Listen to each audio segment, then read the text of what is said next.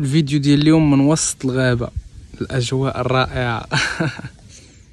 الفيديو الثاني على مكمل الكرياتين. جينا نوضح لكم واحد النقيطات اللي مهمين ما قلتهمش لكم في الفيديو الاول، واللي كنشوف بزاف ديال المبتدئين كيخربقوا، يعني واخدين معلومات خاطئة على مكمل الكرياتين. هي كيف ما كتسمع، بحال دابا شي وحدين كياخذوا الكرياتين، كياخذوا داك السكوب ديالهم مثلا اللي غاديين يدخلوا وكيديروه في كاس ديال الماء وكيخلطوه بشي معلقه، ولا كيديروه في قرعه وكيخلطها مزيان عاد كيشرب.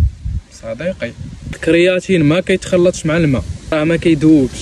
وإلا شديتي الكرياتين ودرتيه في شي قرعه الماء وخلطتيه مزيان ولقيتيه داب ما بقاش داك الحجر في الماء، عرف الكرياتين فريه، غير حيدو لوحو ما خدامش ليك.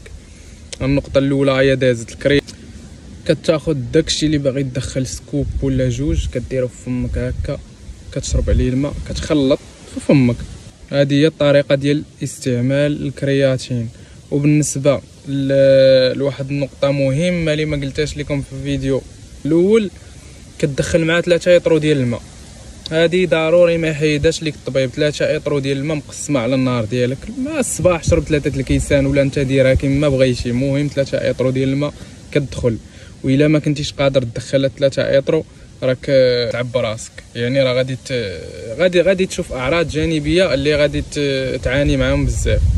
هذه هي طريقه استعمال الكرياتين الصحيحه. اما باش يجي شي واحد يعمر لك راسك ويقول لك ها انت كيفاش تستعملو، ها انت كيفاش تاخذو، هذاك الشيء غير يخوي راسك. انا مستعد نناقش معكم في هذا الموضوع باش ما بغيتو، بحال طريقه استعمال الكرياتين كيفاش غادي تستعملو والجرعه اللي غادي تاخذ.